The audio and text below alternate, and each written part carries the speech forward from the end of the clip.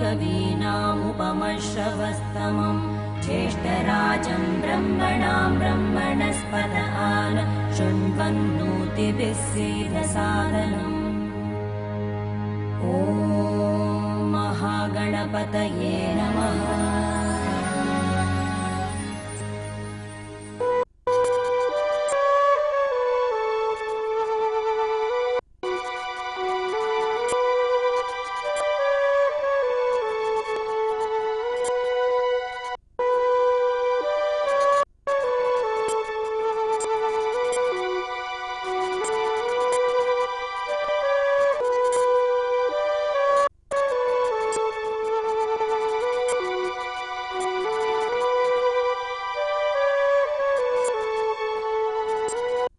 శరీరం మంచిగా ఉన్నప్పుడే, అన్ని ఉన్నప్పుడే, కళ్ళు ఉన్నప్పుడే, చెవులు ఉన్నప్పుడే, నాలుక ఉన్నప్పుడే, కాలు చేతితో నడిచినప్పుడే, ధనం ఉన్నప్పుడే దైవాన్ని చేరే ప్రయత్నం చేయాలి.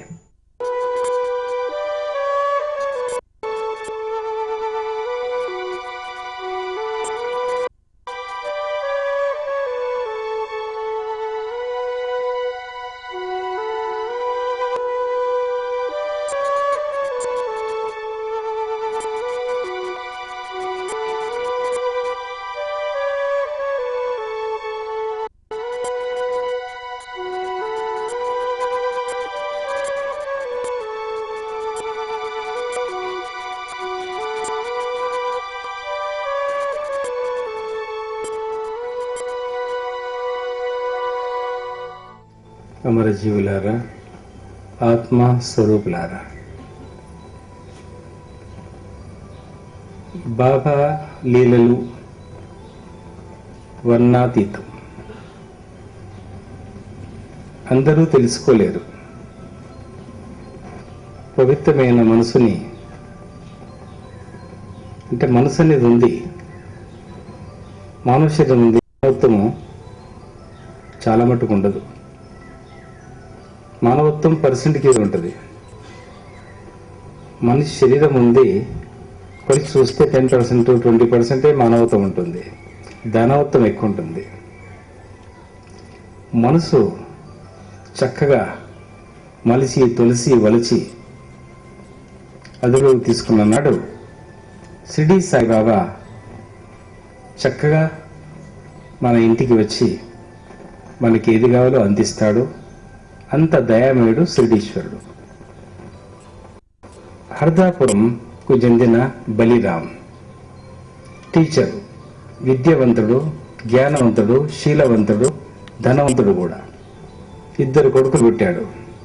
తెల్లటివాడు, ఆజానుభావుడు, అందమైన వాడు, మంచి చదువు నేర్చుకున్నవాడు. కానీ ఎక్కడ కొలువు చేసినా 2 రోజులు చేస్తాడు, 3 రోజులు ఇంటికి వస్తాడు, ఏదో వంక పెడతాడు. అలాంటి కొడుకు పుట్టాడు బలిరామ్కి. ఇంకో కొడుకు పని చేయడు, తండ్రి సంపదనతో తప్పదాగి యుద్ధాలు చేస్తాడు, ఇబ్బందుల పాలు చేస్తాడు. అంత మంచి మనిషికి ఈ 2 విషఫలాలు. ఆయన వయసు పెరిగింది, రిటైర్మెంట్ అయ్యింది, ఉద్యోగం వదిలిపోయింది, 60 సంవత్సరాలు నిండిపోయాయి. దాని తర్వాత ఎప్పటి నుంచో మూత్రంలో మంట, దాంతో మామూలు మందులు తిని కాలం గడిపేవాడు. ఆ మంట పోటు అనేది దేనికి పోయింది. ఎక్స్రే తీయించుకుంటే ఒక కిడ్నీలో 22 mm, ఇంకో కిడ్నీలో 32 mm, మరి ఇంకో కిడ్నీ మళ్ళీ తీస్తే దాంట్లోనే ఇంకా 14 mm రాళ్ళు ఎన్నో ఉన్నాయి. పెద్ద పెద్ద రాళ్ళు కుడిదల్లా కిడ్నీలో కూడా ఉన్నాయి. ఆ బాధ భరించలేకపోతున్నాడు.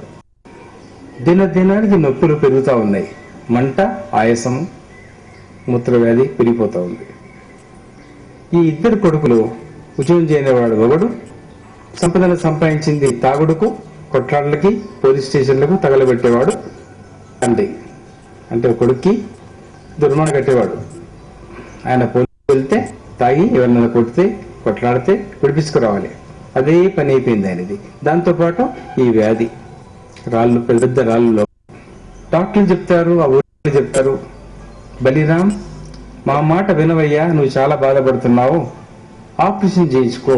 ఎంతో మంది బాగు చేసుకున్నారు, బాగైపోయారు, నువ్వు కూడా బాగు చేసుకో అలాగే అంటాడు. కానీ లోపలి విషయం తెలియదు. ఎంత డబ్బైతే టీచర్ గా ఉండి తనకు అంతకుముందే ఉన్న ఆస్తి మొత్తము 2 కొడుకులు పాడు చేశారు. బయటికి మాత్రం పెద్ద మనిషిలాగా ఉండాలి, డబ్బు లేదని చెప్పుకోలేడు. చెప్పుకుంటే చందా ఇస్తుండొచ్చేమో, ఆయన పరువు అంత బాగుంది. కానీ వద్దు అని ఆకారంగా వదిలేసేవాడు. నాకు ఇప్పుడు అక్కర్లేదు, వయసు కూడా బాగా మించిపోయింది, బ్రతికేం చేయాలి, నేను సరైన సంతానం కూడా అని అందు స్నేహితులతోటి బంధుమిత్రులతో చెప్పుకొని లోడ బాధపడేవాడు. ఒక్కరోజు భయంకరమైన నొప్పి మొదలైంది. నొప్పి చాలా భయంకరమైన నొప్పి.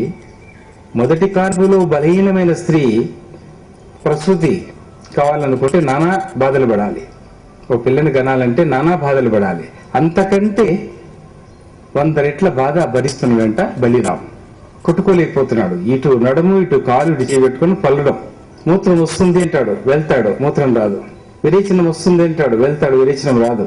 అట్లా 30 సార్లు 20 సార్లు వచ్చిపోయేవాడు. పోతూ పోతూ ఏమనేవాడు, సాయిబాబా నువ్వు తప్ప నన్ను ఎవరు రక్షించారు తండ్రి, నువ్వు రక్షించు బాబా అని అనుకునేవాడు. తన చేతిలో ఫోటో పెట్టుకునేవాడు చిన్నది.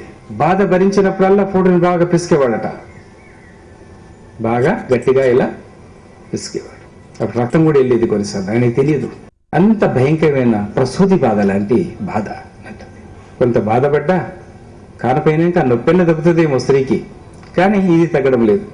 అప్పుడు సాయి నువ్వు తప్ప నాకెవరయ్యా, ఒక్కపారి నువ్వు అనుకుంటే నాకు ఏదైనా చేయగలవు అని 2 చేతులెత్తి దండం పెడుతున్నాడు. అప్పుడు ఆయనకు ఆలోచన వచ్చింది. రాత్రి 3 గంటలకట్లా ఆ ఊర్లో ఇనాందార్ అనే ఒక వ్యక్తి సాయిబాబా ఈ ఊతి ఇస్తాడు ఆయన. కానీ ఈయనకు తెలిసింది ఏంటంటే ఆయన ఔషధం ఇస్తాడు, కిడ్నీలో ఉంటే రాళ్ళు వెళ్ళిపోతాయి అని ఎవరో చెప్పారట. ఎప్పుడో ఇనాందార్ దగ్గరికి తన కొడుకును పంపించాడు, పెద్ద కొడుకుని. నాయన వెళ్ళి కొంచెము ఔషధం తీసుకురా, లేకుంటే సిటీది విభూతి ఉంటుంది ఆయన దగ్గర, అదేనా తీసుకురా, నా బాధ ఆయనకు అన్ని విషయాలు వివరంగా చెప్పాడట. వెళ్ళి అక్కడి నుంచి ఈ విభూతి తీసుకొచ్చాడు. ఇది ఔషధం కాదు నాయనా, ఇది విభూతి నేను ఇచ్చింది, ఎవరికో ఇచ్చారంటే రాళ్ళు పడిపోయాయట, మరి నీకు ఇంత పెద్ద రాళ్ళు ఉంటే దీంతో సాధ్యం కాదు, అది పడదు, ఆపరేషన్ చేసుకుంటే మంచిది అని ఆయన కూడా చెప్పాడట. ఇనాందార్ ఏం చేశాడు, ఈ విషయం విన్న తర్వాత ఎందుకు ఆయన ఇంటికి వెళ్ళాడట. వెళ్ళి ఇనాందార్ పని ఏంటి, చిన్న వయసు నుంచి ఎవరికి ఏమైనా విభూతి పొట్లాలు పంచడం. జనం అనుకునే వాళ్ళు ఔషధం ఇచ్చేవాడు, మందు ఇచ్చేవాడు అని అనుకునే వాళ్ళట.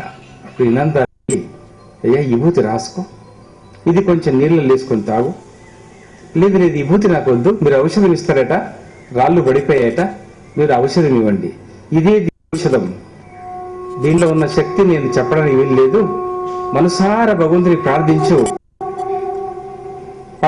నీటిలో వేసుకొని తాగు అన్నాడట.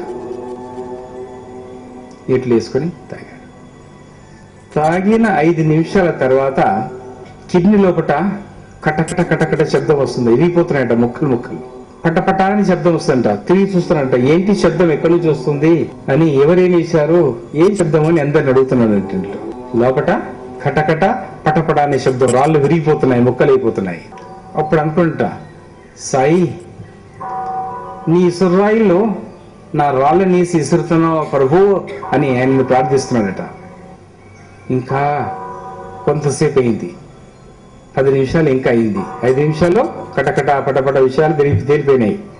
లోపల ఎగగొట్టాడు శ్రీశ్వరుడు, ముక్కలు చేసిస్తాడు. దాని తర్వాత చిక్కటి మూత్రం, రాళ్ళతో కలిసిన మూత్రం అంతా బయటపడుతుంది 10 నిమిషాల్లో. ఇంకా కొంతసేపు తర్వాత భరించని బాధ, పోటు మంటలు పొందుతున్నాడు. సాయి నన్ను రక్షించు, సాయి నన్ను రక్షించు. ఎందుకంటే మనిషి సుఖంలో ఉన్నప్పుడు భగవంతుని మనసారా ప్రార్థించలేడు. కష్టం ఉన్నప్పుడు చాలా నీటి నుంచి బయటపడిన తర్వాత ఎలా కొట్టుకుంటుందో ఆ ప్రకారంగా కొట్టుకున్నప్పుడు మనిషికి భగవంతుని మీద పరిపూర్ణ విశ్వాసం ఏర్పడుతుంది. బలిరాంకు పరిపూర్ణమైన విశ్వాసంతో సిడి దున్ని కదిలిచ్చాడేమో. ఇంకా ముక్కలు రాళ్ళన్నీ పడిపోయాయి. 20 నిమిషాల లోపట, 15 నుంచి 20 నిమిషాల లోపట రక్తం పడ్డది. రక్తం పోతుంది అంటే రాళ్ళన్నీ కోసుకపోవాలి లోపల నుంచి, అక్కడి నుంచి అన్ని బయట తీసిపడేయాలి. బాగా రక్తం కారుతుంది. అందరూ భయపడిపోయారు. హాస్పిటల్ అన్నారు, వద్దునైనా నా బాబా రాళ్ళని ఇసురాయిల్లో తెలిసింది, కటకటా పటపట అనే శబ్దాన్ని విన్నాను, మీరిక చింత చేయకండి, నేను బ్రతికిపోతాను అని అంటున్నాడు. 5 నిమిషాల్లో రక్తం ఆగిపోయింది. మలమూత్రం బాధ ఆగిపోయింది. దాని తర్వాత నీరు బాగా తాగాడు. ఉన్నది ఇంకేంతో అది కూడా వెళ్ళిపోయింది. బాబాని ప్రార్థించాడు. బాబా, ఈ రాళ్ళు నా శరీరంలో ఎలా వచ్చాయి? ఎందుకు దాన్ని ముక్కలు చేసి నాకు ఇంత పెద్ద సహాయం చేశారు? ఒక్కటి నాకు గుర్తుకొస్తుంది బాబా. అది అవునో కాదో తెలియదు. పాము పడి ఉండే, దాన్ని బయటికి తీసి చంపలేము, కట్టెతో కొట్టలేము. కట్టెతోడి కొట్టడానికి వీల్లేదు, బయటికి తీయడానికి వీల్లేదు. నేను రాళ్లతో కొడుతుంటే ఆ పాము పడిగి తీస్తూ చాలా నానా అవస్థలు పడుతుండే. ఒక్కొక్క రాయితోడు కొడుతుంటే శరీరం అంతా ముక్కలు ముక్కలే రక్తం చితికిపోతుండే.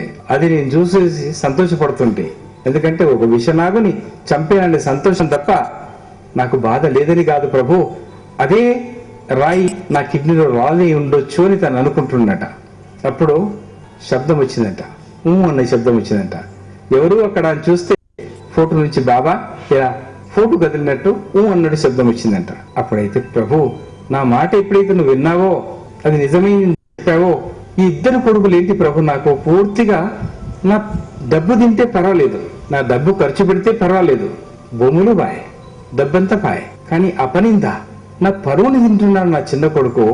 మరి పెద్ద కొడుకు అజానభావుడు, బుద్ధిమంతుడు, జ్ఞానమైన వాడు, 3వ రోజు ఇంటికి తిరిగి వస్తాడు, ఉద్యోగం చేయడు ప్రభు. వీళ్ళకేమి ఏమన్నా దారి చూపెట్టు ప్రభు అని తల కొట్టుకుంటున్నాడట బాగా. ప్రభు వీళ్ళకు దాచి నేను బ్రతికిరానంటే ఈ ఇద్దరు రాక్షసులు నన్ను కాల్చుకు తింటాడు. బ్రతకుండా ఉంటే బాగుండే, ఈ వ్యాధితోటే నేను చనిపోతే బాగుండే. నాకు ఆయుష్ని ఇచ్చావు ప్రభు, నాకు మంట లేదు, రాళ్ళని వెళ్ళిపోయాయి. చూస్తున్నాడు మాటి మాటికి ఇన్నెన్ని రాళ్ళు లోపల ఇలా తీసి చూస్తున్నాడు. చూసుకుంటూ బాబాకు చూపెడుతున్నాడు, అయినా ఇన్ని రాళ్ళు తీసేసావు, నాకు పిండి చేసావు నీ ఇసురాయితో, నీ విభూతితో సర్వము నా కర్మదోషం పూర్తిగా దూరం అయిపోయింది ప్రభు. మరి ఇప్పుడు నా కొడుకులు ఎలా? ఒక్క వారం తర్వాత పెద్ద కొడుకు ఉద్యోగంలో చేరాడు. చేరి చక్కగా ఉద్యోగం చేస్తున్నాడట. నెల జీతం తీసుకొచ్చి ఇచ్చాడు. తాగుబోతు అబ్బాయి బాబా గురించి, వాళ్ళ నాన్న గురించి విన్న తర్వాత సాయిబాబా గురించి బోధనలు చెప్పడం మొదలు పెట్టాడు. ఎక్కడ కళ్ళు దుకాణం ఎక్కడుంటే అక్కడ వెళ్ళి సాయిబాబా విభూతి పెంచడం, బోధలు చేయడం మొదలు పెట్టారట. నాయనా తాకండి, ఏంట్రా నాయనా తప్పు తాగి కొట్లలో చేసి పోలీస్ స్టేషన్లో పోయేవాడు, మాకేం బుద్ధి చెప్పడానికి వచ్చావని అందరూ తిట్టేవాళ్ళట. మీరు తిరిగితే తిట్టండి, తాగుడంటే ఇలాంటిది. దాని దగ్గర ఇలా తీసుకువెళ్తే వాంతి చేసేవాట చిన్న కొడుకు. అప్పుడు బలిరామ్కి ఎక్కడలేని సంతోషం. బాబా, నేను పాపాత్మని, ఎన్నో పాపాలు చేయకపోతే గజ్జన్మ శత్రువులు నా కొడుకులు ఎలా పుడతారు?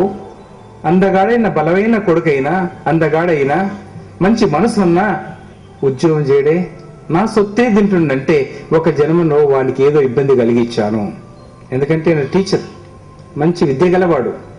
బాబాని అంటున్నాడు ఫోటో పెట్టుకొని, వానికి ఏదో ఇబ్బంది కలిగించాను, ఏదో కష్టపెట్టాను, ఏదో మోసం చేశాను, ఏదో దగ చేశాను. అందుకని కొడుకై పుట్టి నా సొత్తే తింటాడు, నన్ను వేధిస్తాడు, ఇంకో రకంగా బాధిస్తాడు. నా మాట ఎక్కడ నిలవదు పెద్ద కొడుకు మూలంగా.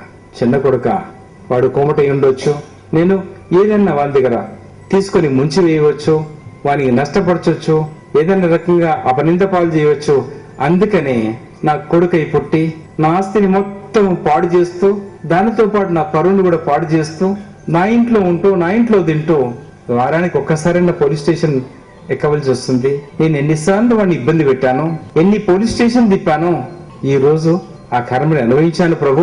ఇప్పటికీ సరిపెట్టండి ప్రభు, మళ్ళీ జన్మ ఉంటే మిగిలితే మీరు మళ్ళీ కావాలంటే పుట్టి మిగిలింది ఏమనుంటే సరి చేసుకుంటా అని శ్రీడేశ్వరుని దండం పెట్టుకుంటాడు బలిరామ్. కానీ ఈ రోజు పరమేశ్వర, నువ్వు శ్రీడి నుంచి కదిలి నన్ను బాగు చేశావు, నా పిల్లల్ని బాగు చేశావు. నేను ఎంత అదృష్టవంతుని ప్రభు. ఇక నా మిగిలిన జీవితం నీ సేవకు అర్పిస్తాను. మరి ఇంకా నేను మంచి కార్యం ఏదైనా చేయగలిగితే నాతో చేయించుకోవాలి మీరే ప్రభు. ఆ ధైర్యము, సాహసము, ఆ శక్తిని మీరు ప్రసాదించకపోతే నేనేం చేయలేను ప్రభు.